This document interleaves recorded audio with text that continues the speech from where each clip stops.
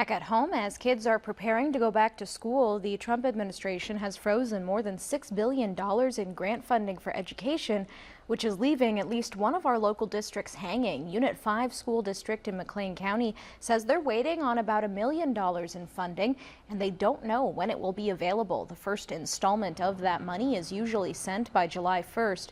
Superintendent Dr. Kristen Weichel says this money is used for things like professional development and staff recruitment. Despite not having much guidance, she says she is still confident the district can make ends meet.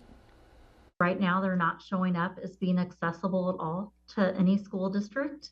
I'm hopeful that they will still come at some point this year. Unfortunately, schools haven't really been given any direction as to what we may or may not be able to expect. Weichel says they may have to pull from their general education fund to pay for professional development and programs. On Monday, 24 states, including Illinois, sued the Trump administration over that grant money freeze. Illinois Attorney General Kwame Raoul says the state was expecting to receive $219 million in federal education funding.